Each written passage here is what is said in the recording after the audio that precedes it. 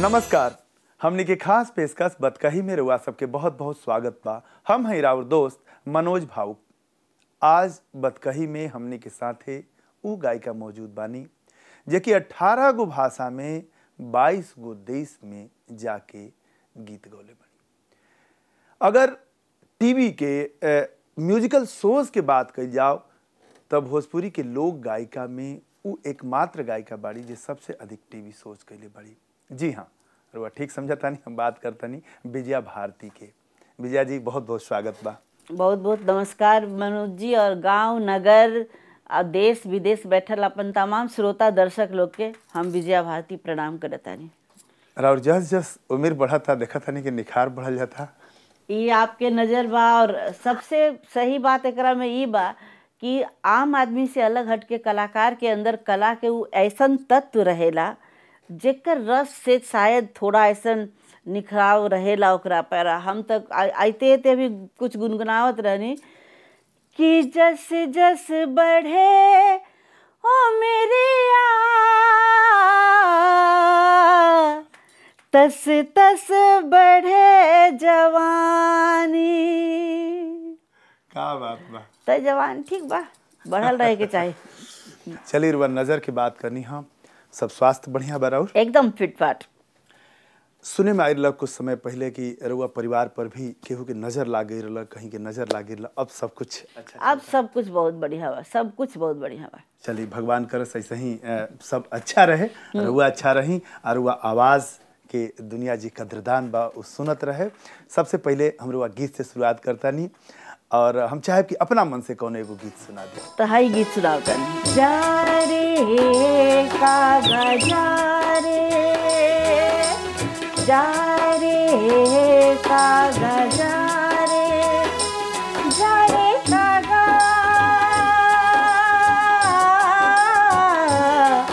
रे कागा पिया दे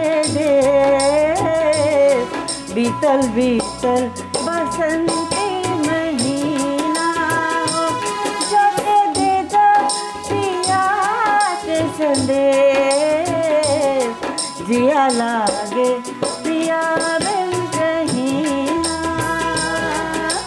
जा रे कागा जा रे। बहुत बढ़िया गीत रुआ सुनौनी। बसंत के शुरू में जवानी के भी गीत सुनौनी, ओकरा बाद बसंत पसीद है नहीं। तो हमरा एगो अपन शेर याद आ गई अपना गजल के, हिंदी गजल के, कि बसंत आया पिया न आए, बसंत आया पिया न आए, पता नहीं क्यों जिया जलाए, और पलास सातन दहक उठा है, कौन बिरह की आग बुझाए। वाह वाह वाह।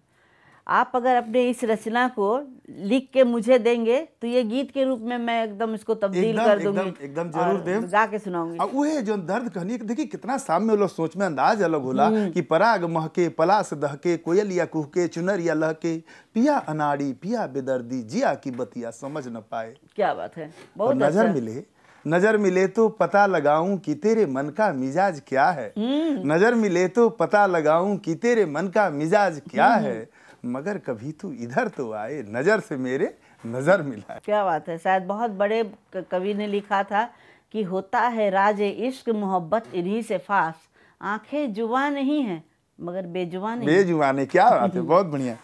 चली रुआ लोग तो आवाज के दुनिया में एगो नाम बा, कैसे इस सफर के शुरुआत कैसे भइल?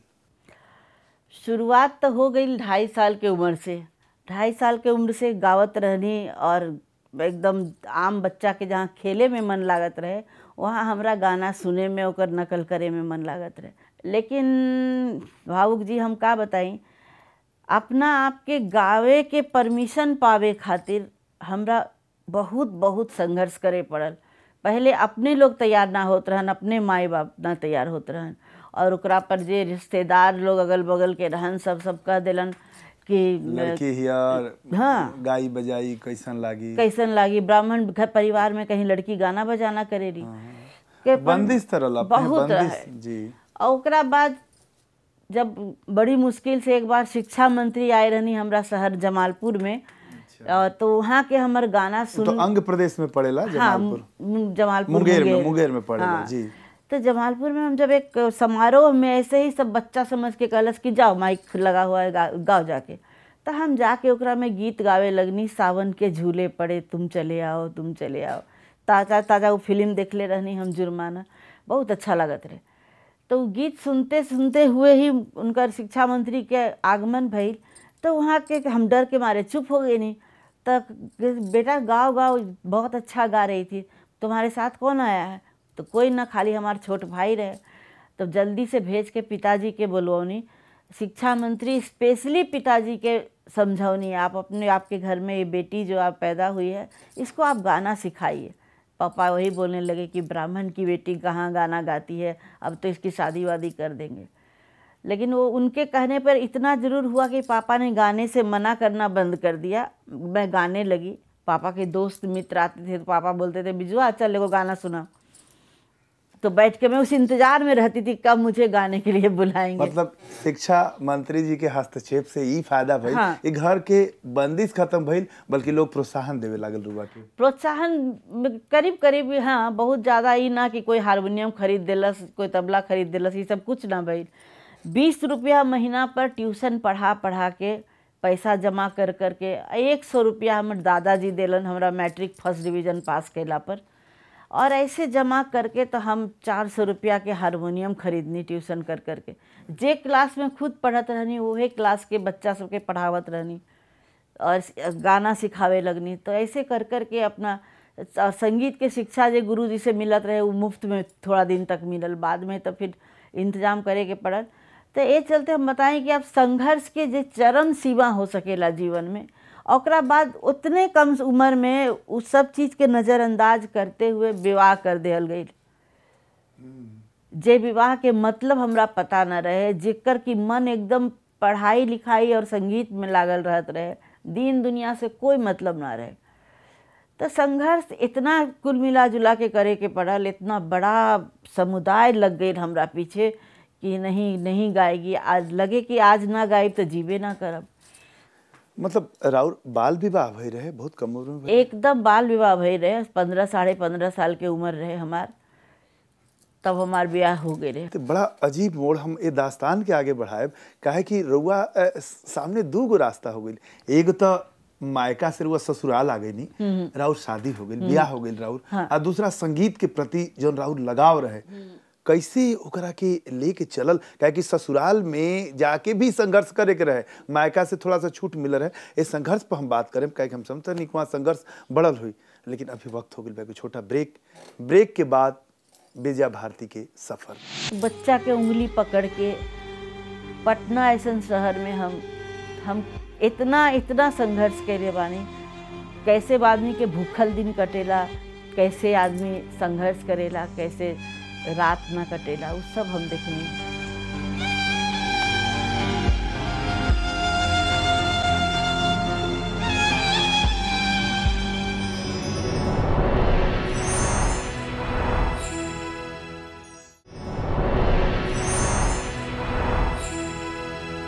ब्रेक के बाद पुनः स्वागत बा बतकही में। आज हमनी के साथे बानी विजया भारती।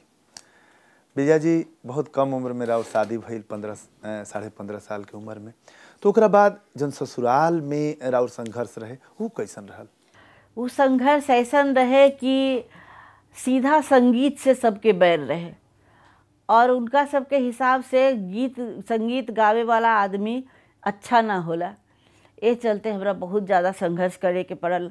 सीधा एकदम सब दिन पिताजी के परिवार में एक पक्का मकान में सुख सुविधा के साथ जियल रहनी, एकदम खाटी गांव में भेज देहल गई, जंगल में जाए के पड़त रहे, और लकड़ी के चूल्हा पर 15 आदमी के परिवार के, उतना कम उम्र के एकदम कहीं के सुकुमार लड़की के बहुत ज़्यादा तकलीफ भइल। ओकरा बाद धीरे धीरे हमरा पर अत्याचार बहुत बढ़ गई। सबके पढ़े लिखे के भी चाहत रही, हमार पढ़ाई भी बहुत ठीक ठाक रहे। मतलब शुरू से हम कभी भी सेकंड ना आए नहीं, कबो कोनो क्लास में, थ्रो आउट फर्स्ट रहनी। 89 में हम यूपीएससी के परीक्षा देनी, इतना कष्ट के बावजूद हमार सिलेक्शन भइल, लेकिन हमार सब कागज सर्टिफिकेट के जरा देहल गई।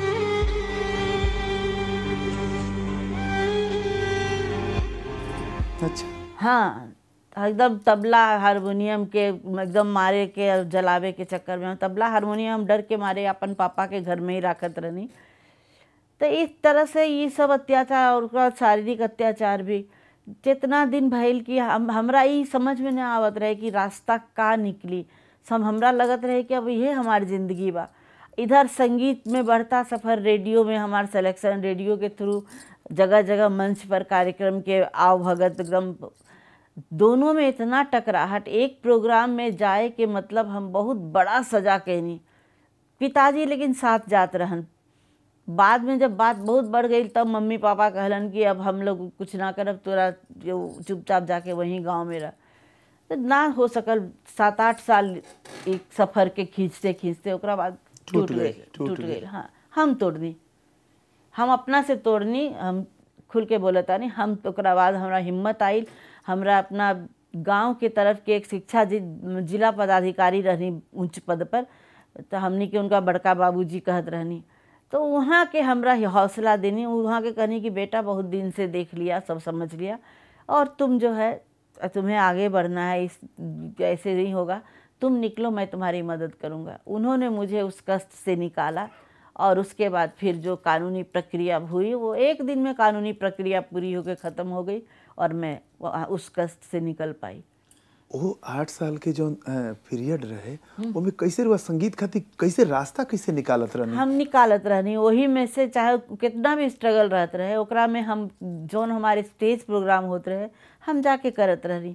जहाँ भी रिकॉर्डिंग होते रहे वो करत रहनी। पापा के जिद करके साथ में लेके जात रही, पापा चलिए, पापा जात रहन। पापा के मन से खुशी भी होत रहे कि हमारा बेटी के इतना ये मिलेला। लेकिन पापा फिर लेकिन बहुत डट के आगे बढ़ के कुछ दिन के बाद से ना मदद कैलन, पीछे हट गएलन। और हमरा जे भी पैसा अर्न होत रहे ओकरा से हम अपना भाई बहन के, और एक रम में 15-16 साल के ही उम्र में हमार लड़की के जन्म हो गई। हमरा से 15 साल छोट भी है हमार लड़की, तो ओकर जन्म हो गई। तो सबके देखभाल करना, लेकिन आगे बढ़ना हम छोड़नी ना। लेकिन जब एकदम अति हो गई तब हम बड़का बाबूजी के मदद से जौन बा तो ई कष्ट से बाहर निकलनी बहुत कष्ट भइल। फिर ना हम समझ सके नहीं कष्ट। ओकरा बाद एक बच्चा के उंगली पकड़ के पटना ऐसन शहर में हम इतना संघर्ष करे बानी।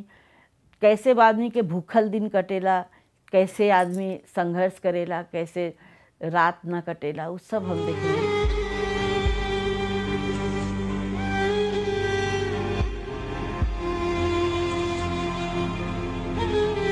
चलते हमरा में बहुत कामयाबी भी भगवान के दया से मिलल। लेकिन आज तक हम चूँकि वो सब दिन ना भूलेले बानी, ये चलते हमरा आज तक ये एहसास ना भइल कि लोग कहेला कि अरे विजया भारती, अरे इतना बड़ा नाम, अरे इतनी बड़ी कलाकार। लेकिन हमरा अंदर वो एहसास कभी ना होला। माने जमीन ना छूटल, ऊंचाई मिलल तब वो जमीन ना छूटल। एकर सब संघर्ष के विस्तार में अगर जाइब तो बहुत कई दिन लग जाई। ना हम समझता नहीं कि उमे कितना पीड़ा का है कि पीड़ा के कह के नहीं के बतावल जा सकता। पीड़ा ऐसा चीज होला कि उ जे भोगल जाके पैर न फटे बिवाई सोका जाने पीर पर। खूब लिखनी है वो क्रम में, हम गाना तो गवे करनी लेकिन लिखनी है खूब, एकदम खूब लिखनी। तो कबो देखी ये सब चीज से दर्शक के सोचे के चाहिए, जो सुनता ये कबो दुख भी बहुत कुछ देला। रुआ लिखनी वो दुख से जोन एगो अंदर पीड़ा भइल, पीड़ा से कवि जोन कहल बा कि आह से उपजा होगा गान, पीड़ा से ही गीत फुटेला। और रुआ स्ट्रगल कैनी।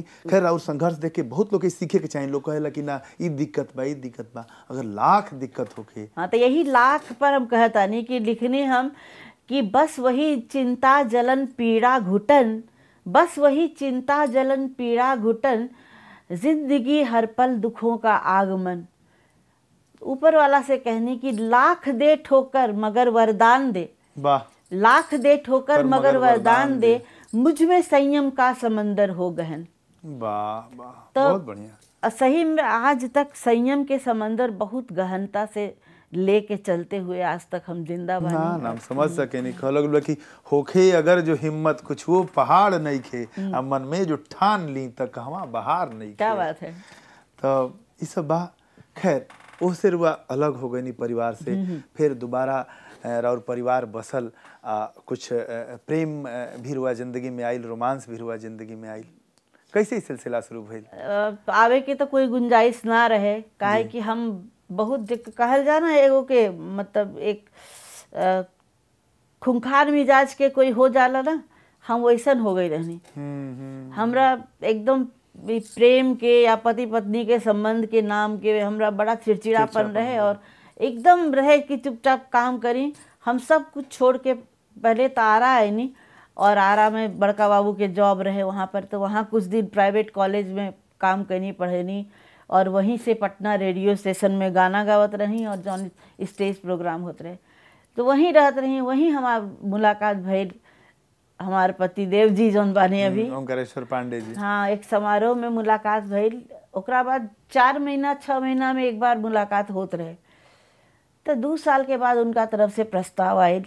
हम कहनी है कि ना, जिंदगी में अब हमरा ये सब रिश्ता में ना पड़े के बा, लेकिन विधि के विधाता के कुछ और मंजूर रहे। और 94 में हमार नाना जी हमार बहुत हमरा के मानत रहन।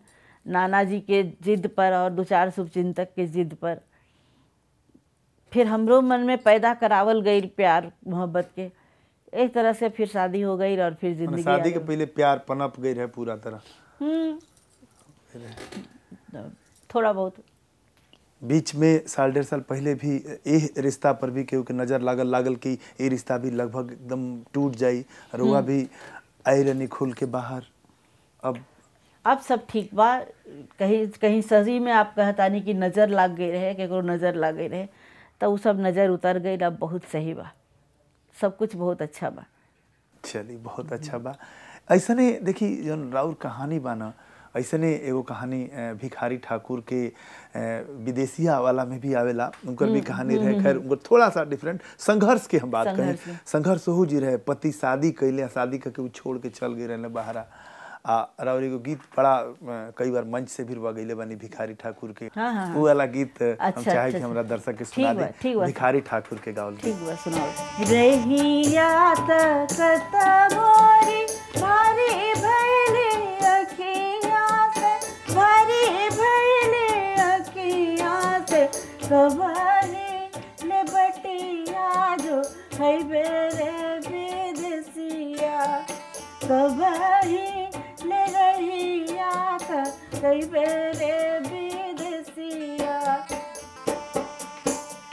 तोहरे कारण सैया भभूति रमै बोस, भभूति रमै बोस, धरबो जोगिनिया के बेसरे विदेशिया, धरबो जोगिनिया के बेसरे विदेशिया।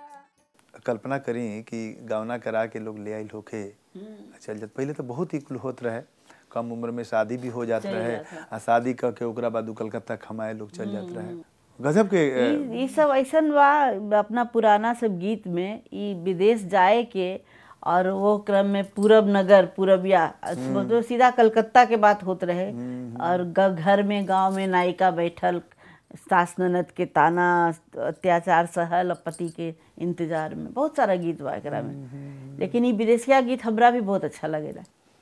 चलिए, और गीत रुआ से सुनम। रुआ सफर में खास करके जौन कला वाला पार्ट बा, जौन अचीवमेंट राउर बा, जौन उपलब्धि बा, जौना से विजया भारती बनली, ऊपर हम बात करें। लेकिन अभी वक्त हो गई बा एगो छोटा ब्रेक के बाद विजया भारती के उपलब्धियन पर बात हुई।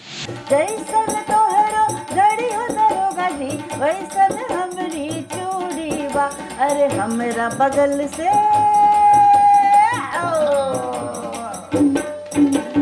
हमरा बगल से हटन दरोगा जी, शहरा से सुंदर घरे बा।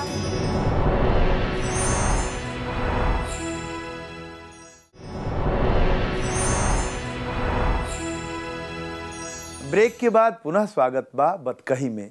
हमनी के साथे बानी विजया भारती। विजया जी, रुआ हम ओ सफर पर बात करे जौन रुआ के स्टेज के तरफ ले गई, टीवी में ले गई, फिल्मन में ले गई। लेकिन चूंकि माहौल अभी गमगीन बा, चाहे कि एगो कोनो तड़कदार चटकदार गाना सुना दी, फास्ट बीट वाला। ठीक बा। जैसन तोहरी टोपी हो दरोगा जी, वैसन हमरो चोटी बा, जैसन तोहरो टोपी हो दरोगा जी, वैसन हमरो चोटी बा, अरे हमरा बगल से हो हमरा बगल से हटी जा दरोगा जी, तहरा से सुंदर घरे बा। अरे हमरा बगल से हटी जा दरोगा जी, तहरा से सुंदर घरे बा। जैसन तोहरो घड़ी हो दरोगा जी, वैसन हमरो चूड़ी बा। जैसन तोहरो घड़ी हो दरोगा जी, वैसन हमरो चूड़ी बा। जैसन तोहरो घड़ी हो दरोगा जी, वैसन हमरी चूड़ी बा। अरे हमरा बगल से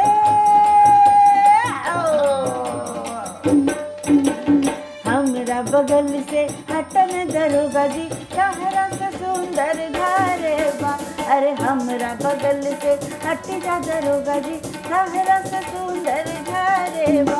अरे हमरा बगल से हट जा दरोगा जी, तहरा से सुंदर, तहरा से सुंदर, तहरा से सुंदर घरे बा। वाह वाह, बहुत बढ़िया। लेकिन ये गीत तो हम एने एगो फिल्म में सुननी, मनोज तिवारी के ससुरा बड़ा पैसा वाला आइल, ओकरा बाद एगो फिल्म आई रहे दरोगा जी आई लव यू, रिंकू घोष और मनोज तिवारी पर फिल्मावल गिर रहे जी। मनोज तिवारी हमरा साथ बहुत सारा स्टेज, मतलब हम 2001-2 के बात करत तानी, 99 वगैरह के बाद, वो समय से हम ये गीत गावत रहनी, जैसन तोरी टोपी हो दरोगा जी। और हमरा साथ मंच करे के क्रम में मनोज तिवारी के ये गीत इतना बढ़िया लग गई कि वहाँ के उस समय में उनकर फिल्मी लाइन के कैरियर अच्छा चल पड़ल रहे, तो ओकरा में यहाँ के वही गीत के टाइटल बना के वही गीत के उपयोग करके फ़ायदा उठा लेनी और आके हमरा घर पर कहनी कि हम ये गीत भाभी ले लिए, इस गीत को आपसे ले लिए, ये गाना है। मुझे बहुत दुख हुआ, बहुत हम रोनी रात भर, बड़ा रोनी कि जे गीत से हमरा पॉपुलरिटी रहे, वो गीत हमार रिकॉर्डिंग होल रहे, सिर्फ रिलीज होए के रहे, तो रिलीज होला के बाद के कहित कि हमार गीत बा। चलिए कोनो बात नहीं खेप,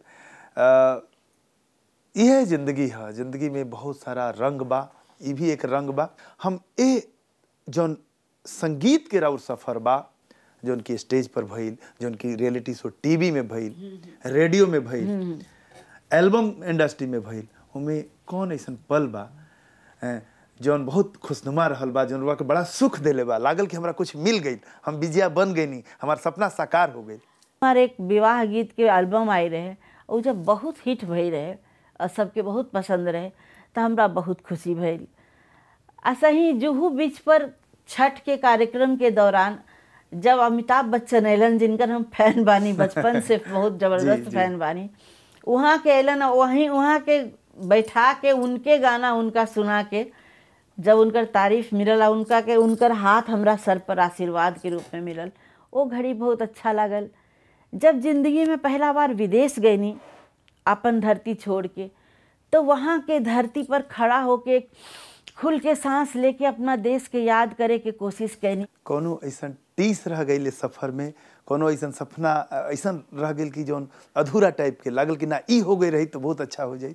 सच बोली ईमानदारी से, एकदम ईमानदारी से। केकरो भगवान अगर कलाकार बनाए तो ओकरा संपूर्ण बढ़े वाला माहौल भी मिले के चाहिए। कोई ऐसा रस्साकसी, कोई ऐसा ठोकर, ऐसा कदम बांधे वाला तकलीफ सब ना मिले, तो यथासंभव कलाकार के एकदम सिर्फ अपना कला पर ध्यान दे के जीवन गुजारे के चाहिए, जैसे कि लता मंगेशकर जी। रुआ इशारा में सब कह देनी। बहुत बहुत शुक्रिया अंजन मेहनी, हमरा से इतना महत्वपूर्ण बातचीत कैनी, हमने के गाना सुनौनी, बहुत बहुत शुक्रिया। नमस्कार। अपने सभी सुनत रहनी है अंगिका के बेटी अब भोजपुरी के बहू विजया भारती के बतकही में। अगला हफ्ता यही दिन यही समय हम फिर कोनो सेलिब्रिटी के साथे बैठे, तब तक खातिर अपना दोस्त मनोज भाऊ के दी विदा। नमस्कार।